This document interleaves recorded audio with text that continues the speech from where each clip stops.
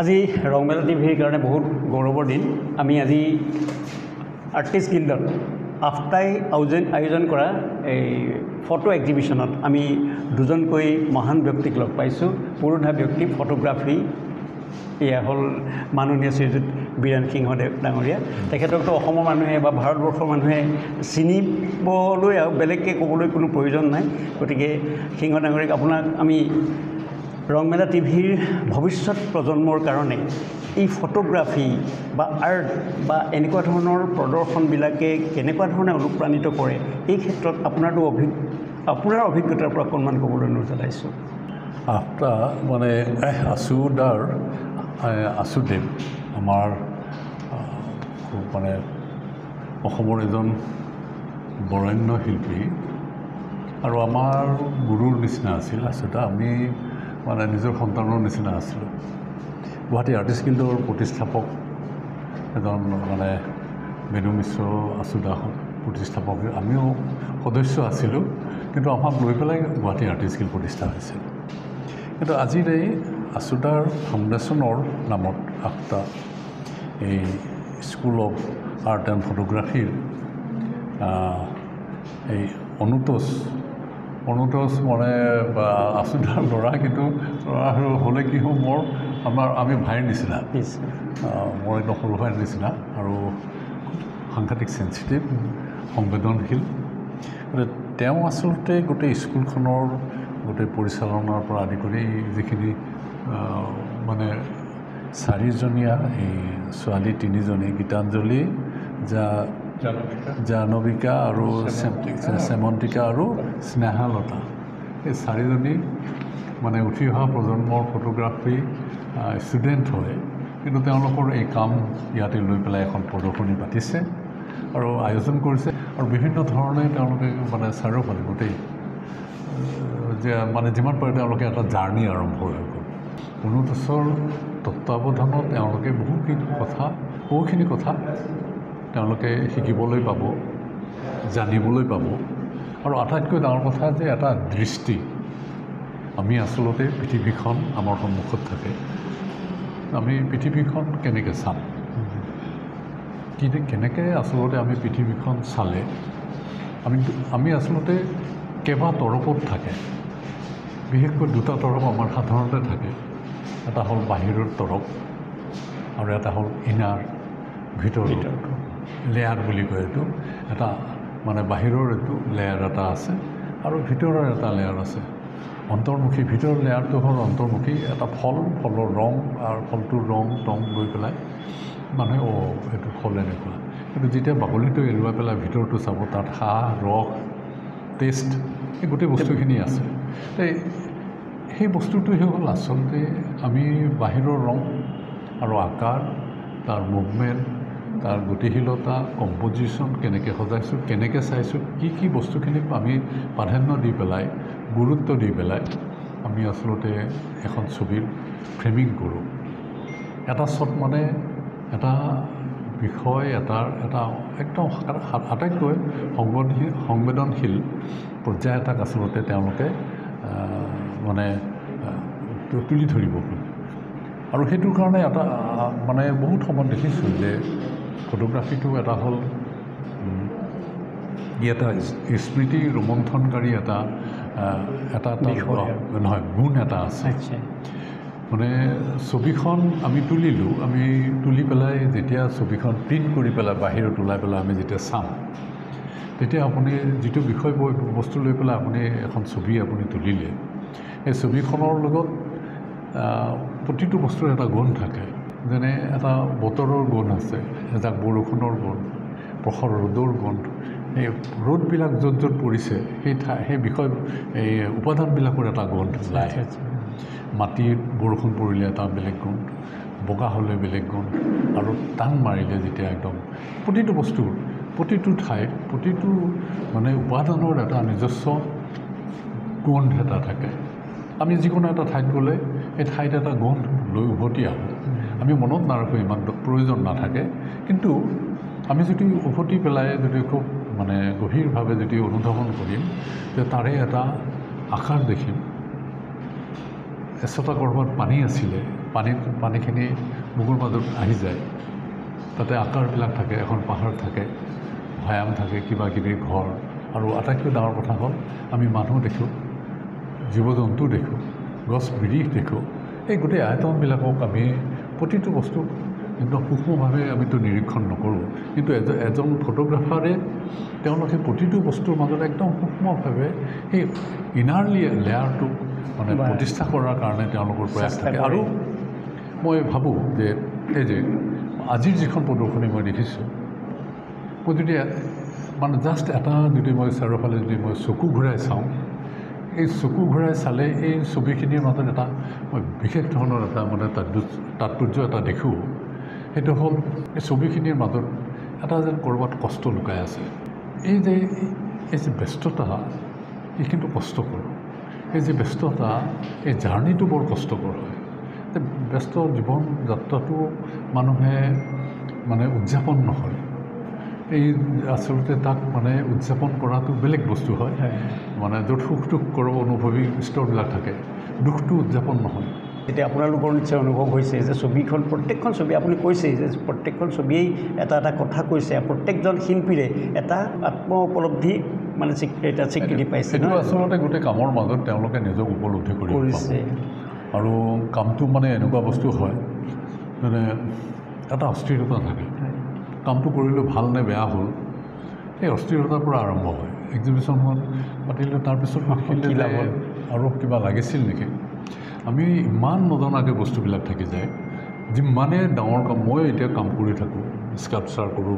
মূৰ্তি হেৰি কৰোঁ এইবিলাক প্ৰতিটো কামৰ মাজত এটা ক'ৰবাত থাকি যায় কিবা থাকি গ'ল নেকি এতিয়া আপুনি আপোনাক সুধিব বিচাৰিছে ভৱিষ্যত প্ৰজন্মক আপুনি আজি এই এক্সিবিশ্যনখনৰ মাজেদি কিবা আহ্বান জনাব খোজে নেকি মানে ভূপেন্দ্ৰই এটা বৰ ডাঙৰ কথা কৈছিল তোমাৰ কান্ধত যেতিয়া ঢোলটো তুমি লৈ ফুৰা তাৰমানে তুমি ঢুলীয়া হয় ঢুলীয়া যেতিয়া হোৱা ঢোলটো তুমি বজাবা আৰু ৰাইজে শুনিব তুমি কিমান ভাল ধুনীয়া ঢোল বজাব পাৰা এইটো নিৰ্ভৰ কৰে আচলতে তুমি ইনভলভমেণ্ট কেনেকুৱা তুমি ঢোলটো তোমাৰ কাৰণে বজা হৈছে নেকি নহয় তুমি এনেকুৱা হৈ আছে নেকি যে তুমি ঢোলটো লৈ পেলাই তুমি কমফৰ্ট ফিল কৰা নেকি ঢোলটো থাকিলে তোমাক নিজকে এনেকুৱা লাগে নেকি যে তুমি মানে জীৱনৰ বহুত পৰম এটা সম্পদ তুমি কঢ়িয়াই আছা আপুৰুগীয়া তোমাৰ জীৱনৰ মানে তুমি এৰিব নোৱাৰা এটা সম্পদ লগত লৈ গৈছা এই কেমেৰাটো তেনেকুৱা ঢোলৰ নিচিনা মোৰ আজি মনত পৰিলে মই ক'লোঁ এই কথাটো এইকাৰণে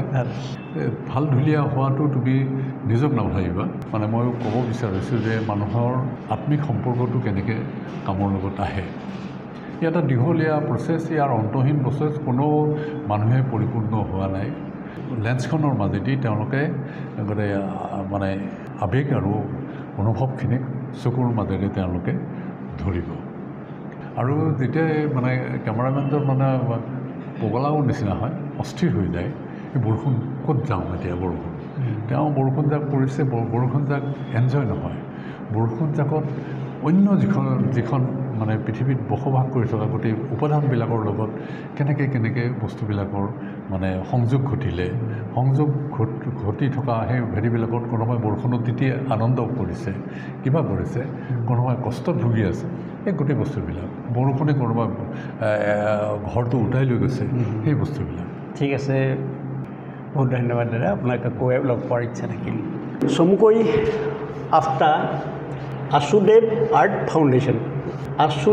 আৰ্ট ফাউণ্ডেশ্যনৰ স্ৰষ্টা হিচাপে তেখেতে আপোনাক এই অৱদান দি থৈ গ'ল আৰু আপুনি আজিলৈকে আফটা school of art and photography চলাই আছে আৰু আজি এটা সুন্দৰ পৰিৱেশত এই গুৱাহাটী আৰ্টিষ্ট গেলেৰীত এই এটা সুন্দৰ প্ৰদৰ্শনীৰ আয়োজন কৰিছে এক্সিবিশ্যনৰ আয়োজন কৰিছে 4গৰাকী শিকাৰুৰ ফটোগ্ৰাফিক লৈ এটা সুন্দৰ কথা আপুনি এই অনুষ্ঠানটোৰ এই এক্সিবিশ্যনখন লৈ সুখীনে সুখীটো ডেফিনেটলি কাৰণ মই যোৱা 40 বছৰৰ ওপৰত ফটোগ্ৰাফি কৰি আছিলোঁ তাৰপিছত কেন্দ্ৰীয় বিদ্যালয়ত এজন আৰ্ট টিচাৰ হিচাপে কাম কৰিলোঁ কেন্দ্ৰীয় বিদ্যালয় খানাপাৰা PMC খানাপাৰাৰ পৰা ৰিটায়াৰ কৰিলোঁ তাতে আৰু যিবিলাক কেন্দ্ৰীয় বিদ্যালয়ত মই কাম কৰিছোঁ তাতে মই এটা ফটোগ্ৰাফী ক্লাব আৰম্ভ কৰিছোঁ আৰু এই ষ্টুডেণ্টবিলাক আমাৰ সেই কেন্দ্ৰীয় বিদ্যালয় খানাপাৰাৰে 3গৰাকী আৰু ফটোগ্ৰাফী মোৰ তাতে শিকিবলৈ আহিলে মই ৰিটায়াৰমেণ্টৰ পিছত যোৱা বছৰ আগষ্ট মাহতে মই ফটোগ্ৰাফী স্কুল যিটো after school of art and ফটোগ্ৰাফীখিনি আৰম্ভ কৰিছিলোঁ আৰু ইয়াতে যিখিনি ছবি আপোনাৰ ডিছপ্লে কৰা হৈছে সেইটো যোৱা 1 বছৰত আউটডোৰ এক্টিভিটিজ যিখিনি কৰিছিলোঁ আমি বাহিৰত গৈছোঁ তাৰ ফটোগ্ৰাফী কৰিছোঁ তাৰ পৰা মানে অন এন এভাৰেজ চবে 3000 মান ছবি তুলিছে গোটেই বছৰটোত তাৰ পৰা চিলেক্ট কৰি ইয়াতে 67 এক্সিবিটছ আছে কাৰোবাৰ 21টা কাৰোবাৰ 20টা কাৰোবাৰ 19টা এনেকুৱা কৰি আৰু এইখিনি মোৰ কাৰণে এটা মানে extension of my photographic journey এইটো খুব এটা বিজনেছ আইডিয়া লৈ মই কৰা নাই যাতে মই যিখিনি শিকি আহিছোঁ সেইটো যাতে এই মানে জেনেৰেশ্যনক মই যদি দি যাব পাৰোঁ বিচাৰিছে তাতে কি হ'ব কিছুমান ছিৰিয়াছ ফটোগ্ৰাফাৰ্ছ ওলাব ভৱিষ্যতে যে আপোনাৰ পিতৃ ফটোগ্ৰাফী আৰ্ট এণ্ড ফটোগ্ৰাফীৰ লগত জড়িত আছিল আপুনি জড়িত হৈ আছে আপোনাৰ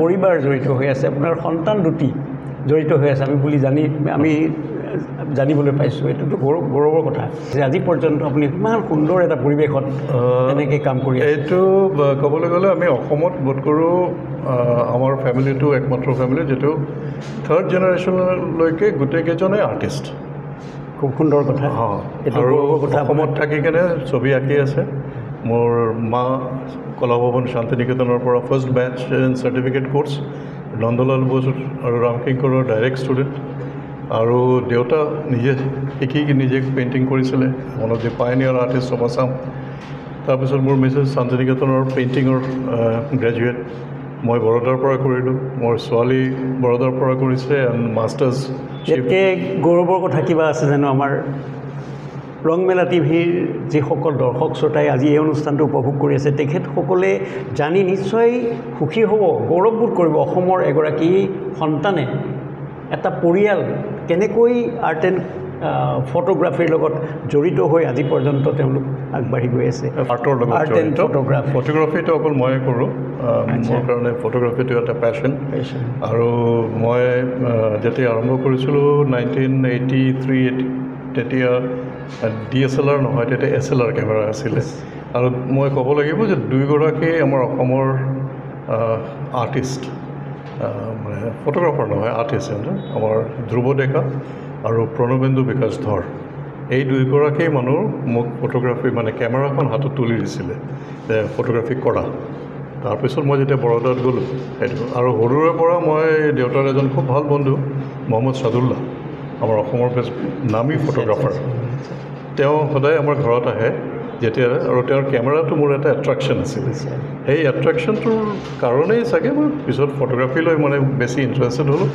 একচুৱেলি মই যিটো কৰিব বিচাৰিছিলোঁ ফিল্ম মেকিং সেইটোতো আৰু সম্ভৱ নহয় সদায় সেইটো সম্ভৱ হ'ব এনেই কিয় নহ'ব এতিয়া কথাটো মাজতে সুধিছোঁ আপুনি যিখিনি কৰি আহিছে আজিলৈকে আপোনাৰ পিতৃ পিতামহৰ পৰা এইখিনি কৰি আহিছে আপুনি এইখিনিত মই সুখী নে সুধিছিলোঁ সুখী বুলি কৈছে কিন্তু আপুনি ধৰক আমাৰ অসম চৰকাৰ বা ভাৰত চৰকাৰ বা তেনেকুৱা ধৰণৰ অনুষ্ঠান প্ৰতিষ্ঠানৰ পৰা কিবা এনকাৰেজমেণ্ট কিবা পাইছে মই সেই বস্তুটো ব্যক্তিগতভাৱে মই পচন্দ নকৰোঁ আমি সদায় চব বস্তুৰ কাৰণে চৰকাৰৰ কাৰণে কিয় বাট চাব লাগে আমি নিজেই কৰিব পাৰোঁ আৰু চৰকাৰৰ বাকী কাম কৰিব লগা বহুত কাম আছে এতিয়া আমাৰ যিটো দৰকাৰ হয় এই যে আমাৰ গেলেৰী আমাৰ গুৱাহাটীত কিন্তু গেলেৰী নাই আমাৰ এইখনেই গেলেৰী আছে আৰ্টিষ্ট গিল্ডত য'ত আমাৰ আৰ্টিষ্টবিলাকে পেইণ্টিংছ আৰু ইমান কষ্ট কৰি অহা কামবিলাক কৰে কিন্তু গুৱাহাটী এটা এনেকুৱা এটা চিটি য'ত আৰ্ট গেলেৰী আমাৰ কলাক্ষেত্ৰ আছে কিন্তু কলাক্ষেত্ৰ প্ৰপাৰ চিটিৰ ভিতৰত নহয় বহুত দূৰত তো চৰকাৰে যদি সেইখিনি কৰে বহুতখিনি কাম হয় এইটো আমি মঞ্চৰ ৰংমেলা টিভি মঞ্চৰ যোগেদি আহ্বান জনাইছোঁ আচ্ছা আমাৰ ভৱিষ্যত প্ৰজন্ম আমি ৰংমেলা টিভিৰ কেইগৰাকীমান শিশু সাংবাদিক হিচাপে স্বীকৃতি দিছিলোঁ আৰু আজি মোৰ মাজত উপস্থিত আছে ৰাইছা শ্বেহনাৱাজ তেওঁ আপুনি মই চিনাকি কৰাই দিছোঁ তুমি কিবা ছাৰক সুধিবলগীয়া আছে ফটোগ্ৰাফী সংক্ৰান্ত ফটোগ্ৰাফী কৰিবলৈ বহুত পেচেঞ্চ লাগে কনচেনট্ৰেশ্যন লাগে তো সেই কনচেনট্ৰেশ্যন বিল্ড আপ কেনেকৈ হয় বা কেনেকৈ কৰিব পাৰি? See, photography basically it is a recording device. It records a time period. But then those photographs, they become live, endless. Those photographs that you take of today will be a reference after 20 years, 30 years, even after 50 years. But it does not only record the time, it also, it narrates a story. So that requires a lot of patience and hard work, and you have to consistently keep on doing this, the kind of photography that you want to do. Thank you so much. আচ্ছা, আৰু এটা প্ৰশ্ন এইখিনিতে সোধোঁ। বীৰেন সিংহ ডাঙৰীয়া এটা কথা কৈ থৈ গ'ল যে প্ৰত্যেকখন ছবিতে এজন ফটোগ্ৰাফাৰৰ কষ্ট সোমাই আছে। Definitely. সেই কষ্টটো কেনেধৰণে সোমাই আছে আৰু সেই কষ্টটো যে নোহোৱা বুলি ভাবিব কেতিয়া আপুনি? কষ্টটো সোমাই আছে এইকাৰণে কাৰণ ইয়াতে যিখিনি ছবি আপুনি দেখিছে এইটো যোৱা 1 বছৰৰ ছবি। কষ্টটো তাতেই সোমাই আছে, একদিনৰ কাম নহয়।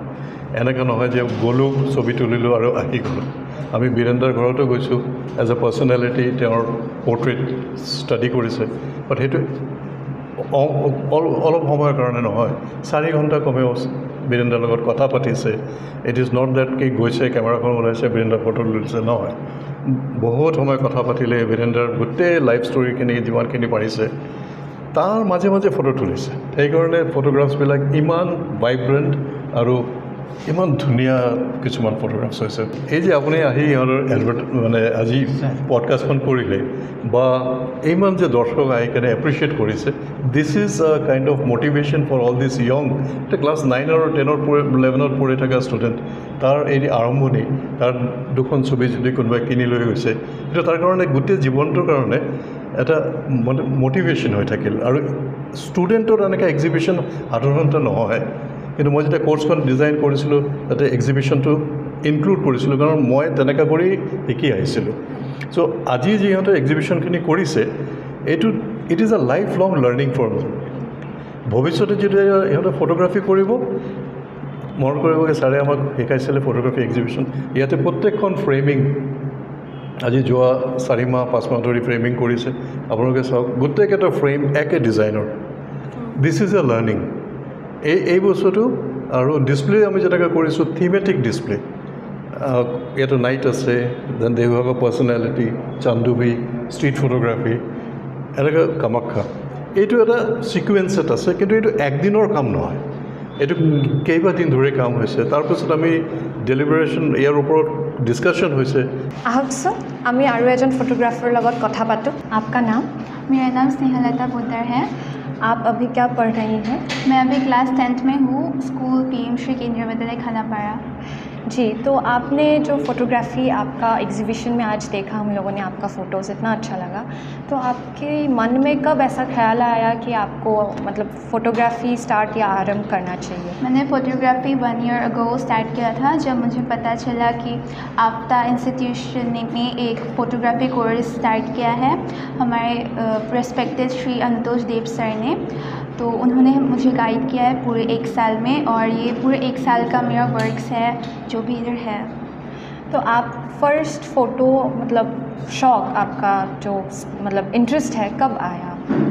मैं वैसे तो आर्ट मेरा पहले से हॉबी था, तो ये भी फ़ोटोग्राफ़ी भी एक आर्ट फॉर्म है, तो मुझे ये भी सीखने का क्यूरियोसिटी था। इसी बीच में मैं आपके ही एक फ़ोटो के बारे में पूछना चाहती हूँ। बहुत अच्छा खींचा है आपने, बहुत ही अच्छा लगा देख के। इसमें इस फ़ोटोग्राफ में एक टाइटल भी मेंशन किया गया है कि it's play time on a Sunday. तो आपने क्या सोच के इस फ़ोटोग्राफ को ये टाइटल दिया है? देखिए, ये जो फ़ोटोग्राफ है ये मैंने चांदूबी में खींचा था। तो इस फ़ोटोग्राफ को लेते टाइम पे ये जो मेरे सब्जेक्ट्स है, इनका एक्सप्रेशन, इनका जो फीलिंग्स, ये इससे बहुत ज़्यादा लंबा एक स्टोरी हम बोल सकते हैं। इनके पीछे का बैकग्राउंड एक अच्छा है, मतलब कि ये नेचर के रिलेटेड है। हम देख सकते हैं कि ह्यूमंस डिस्ट्रॉय करते हैं नेचर को, बट ये लोग ऐसा दिखा रहे हैं कि ये लोग एडमायर कर रहे हैं नेचर को। धन्यवाद Snehilata, and you are always welcome to Rangmela TV. आहकचोन आमी आरो एगराकी फोटोग्राफार लगत कथा पातों। Your name? My name is Shamdika Hende. And currently what you are pursuing? I'm in class 10th, a student of PM Shri Kendriya Vidyalaya Khanapada, and also AFTA. we saw your photographs and it was really loving to see. But I want to ask you, what made you choose photography? I mean, So I had my camera from very old. It was my late father's camera. So I always wanted to learn about it, like what about the technical skills and all. So yeah, I chose photography last year, like when sir started the courses. So I joined the classes. so starting on tomorrow technical sole all problem hoisila na mane keneke bujute ba monot rakhote. Starting hard asile ke maman, like settings khini jeta ami first terms bonhiso, aperture, shutter speed. Agote phone photography hebur use one asile. So hetu What made you thought to give this photograph as a title of the chosen one? like ফটোখনত আমি দেখা পাইছোঁ যে মানুহজনে fish to choose কৰি আছে Hi.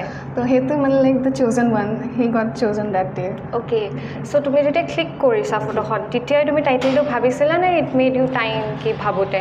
Time লাগিছে the title photograph.